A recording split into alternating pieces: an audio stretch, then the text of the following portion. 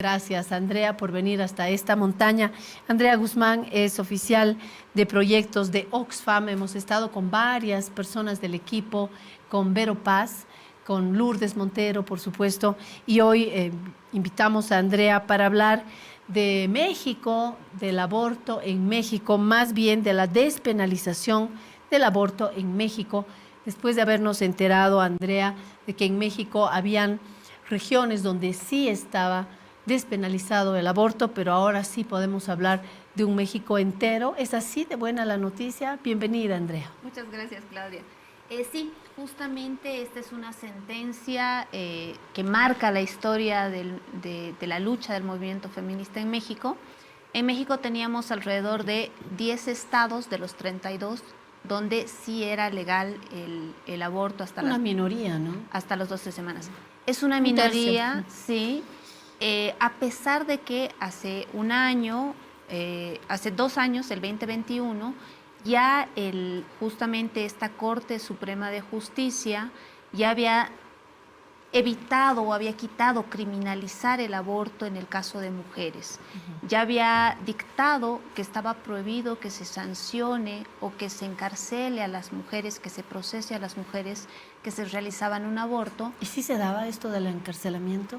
Sí se daba, y justamente es por eso que esta organización feminista GIRE presenta varios amparos donde dice esto viola los derechos humanos de las personas, de las mujeres y personas con capacidad de gestar. Entonces, a razón de eso ya se había evitado esa criminalización. Sin embargo, todavía tienes alrededor de 20 estados donde era penalizado. Claro. Con esta sentencia que ya modifica el Código Penal a nivel nacional, tienes todo el país de México donde se despenaliza el aborto, que es un gran avance. Por otra parte, se obliga a las instituciones públicas de salud federales a que brinden este servicio, que será una batalla muy importante. Por supuesto. Porque de nada sirve que te digan, no te voy a encarcelar, pero no te doy las condiciones. O no te atiendo porque yo como médico soy hipercatólico, hipercreyente y no te atiendo porque mi conciencia tal. Cuando una mujer se encuentra en esta situación y no hay una otra opción, es muy complicado también, ¿no? Sí, o el sector médico que también tenía temor a que sigue en el Código Penal, entonces puedo entrar a la cárcel o me pueden... en el caso de México se les inhabilita entre 2 a 5 años. Entonces, a los médicos. A los médicos. Entonces, por ese temor, había un temor también. No brindaban el servicio. Con esta sentencia se evita la criminalización del sector médico, pero además se obliga a que las instituciones públicas de salud, las instituciones federales, brinden el servicio de forma gratuita. Esto no se da porque sí, Andrea. Esto es gracias a ¿qué? A un gobierno de izquierda, al empuje de las mujeres, a los movimientos feministas, a la justicia. ¿A quién hay que darle gracias? Es una sumatoria de factores y sin duda es la lucha del movimiento feminista, ¿no?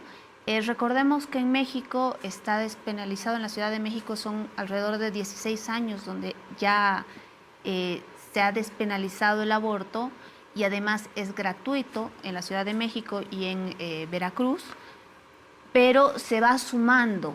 Si tú escuchas a los magistrados de la Corte de México, te lo dicen con una claridad muy interesante en torno a cómo podemos mantener un código penal que viola los derechos humanos de las mujeres, porque está comprendiendo que es una decisión sobre tu cuerpo. Entonces, es como que ir comprendiendo que seguir penalizando el aborto es violar los derechos de las mujeres y de las personas con capacidad de gestar.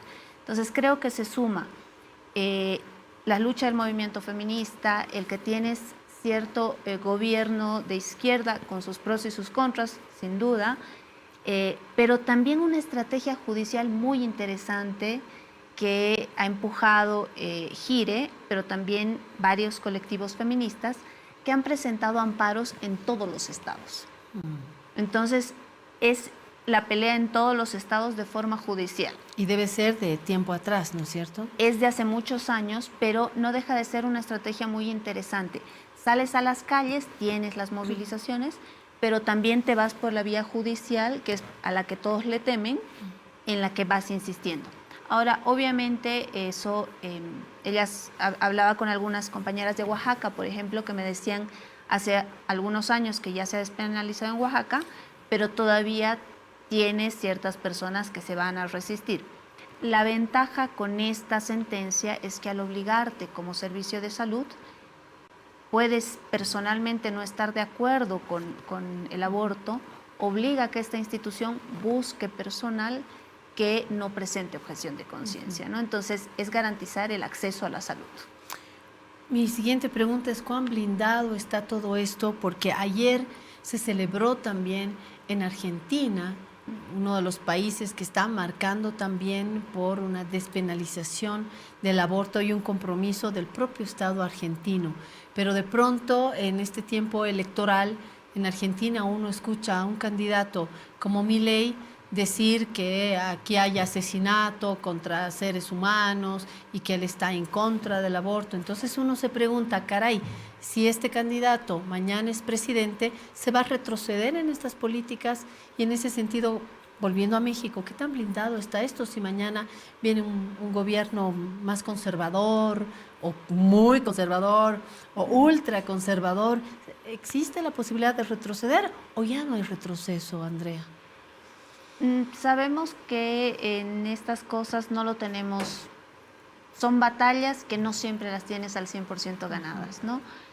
Sin duda necesita que el movimiento feminista siga ahí haciendo seguimiento a que se implemente, no se quede solo en la letra muerta. Puede haber siempre retrocesos, pero yo creo que es difícil en un contexto en el que no solamente es México, sino es toda la marea verde que está impregnando la región, ¿no? Está lo de Colombia, está lo de la Argentina, vemos que también está tomando mucha fuerza en Chile. El movimiento feminista en Bolivia también ha estado como que marcando y tomando mucha fuerza en los últimos años. Entonces, va a ser difícil que haya un retroceso. En este caso en específico, este fallo es inapelable. La conferencia episcopal no ha querido manifestarse en México porque es inapelable. Sin embargo, puede venir un gobierno conservador y hacerte titubear. Lo interesante que mencionaban las compañeras de Gire es que en el caso de México, que tiene un sistema federal bastante complejo, tienes estados donde tienes autoridades bastante conservadoras. Estas autoridades, a pesar de estar en desacuerdo, van a tener que cumplir con el fallo de la Corte. Entonces, incluso ellas decían, puede eso no quitarles fuerza política, porque incluso también tenemos derechas que están de acuerdo con el aborto. Ahí lo de Milei a veces dice que está de acuerdo, a veces menciona de que no, entonces no se termina de saber. También usan mucho este tema para ganar adeptos, pero en el caso de México puede servir que, como es una sentencia de la Corte, tengan sí o sí que acatarla y modificar su legislatura, ¿no? Ahora está también siempre en debate en qué momento de la gestación se puede interrumpir el embarazo o no. ¿Cuál es la lectura que haya hoy en México? En el caso de México, en la mayoría de los estados donde estaba aceptado era hasta las 12 semanas. Con esta sentencia estás diciendo que a nivel nacional, a nivel federal, serían las 12 semanas. Esto en los casos de interrupción voluntaria, ¿no? Entonces, eso sí es importante. Ahora, las compañeras feministas también tienen el horizonte de Colombia, ¿no? Que son las 24 semanas, porque no es una cosa, sobre todo en chicas jóvenes, no es que te das cuenta de inmediato, ¿no? Pero siempre hay esa discusión. De mujeres o jóvenes que viven en el campo y que también siguen estando presionadas por la religión, por tradiciones, porque la ley lo puede permitir, pero si mi abuela me dice que por nada del mundo, o mi madre, aunque sea una violación, entonces la mujer se encuentra entre la cruz y la espada. ¿Qué pasa con los casos de violación, pero sobre todo de niñas? En Bolivia lo sabe Andrea, hemos tenido muchos casos de niñas de 11 años, 12 años, que han sido protegidas por la iglesia para que puedan dar a luz. Y me parece que es tan inhumano que una niña de 12 años dé a luz, muy complicado. ¿Cómo se ha trabajado esto, si sabe algo en México? Son embarazos forzados, ¿no? Tenemos que tener claridad de que estamos forzando a esas niñas a que mantengan un embarazo, estamos forzando a que asuman una realidad que no está acorde a su edad. Por supuesto. Pero además el riesgo que implica que una niña lleve un proceso de gestación, porque su cuerpo no está listo, ¿no? Entonces, todas tenemos que ir viendo todos esos factores. En el caso de México, en la mayoría de los estados se acepta en casos de violación. En los 32 estados está aceptado la ILE como en casos de violación y va como que diferenciándose en cada estado por razones económicas, digamos, o por casos de estupro. En algunos se reconoce, en otros no, pero va variando por estado. Cada estado tiene como una especie de código penal, entonces varía. Pero en los 32 estados sí se reconoce la ILE en casos de violación. Y ya mirando el conjunto de la región, Andrea, tenemos que hablar así de lunares como México, como Colombia, como Argentina, ¿o hay un movimiento que parece que se va alineando en este sentido? ¿Cuál es la perspectiva general? Sin duda el movimiento feminista ha ido tomando mucha fuerza, ¿no? Tenemos ahí lo de la marea verde desde la Argentina, tenemos el Yo Te Creo, ¿Qué es el Yo Te Creo? El Yo Te Creo es bien interesante porque justamente es la historia de, bueno, le llaman Ana porque es una especie de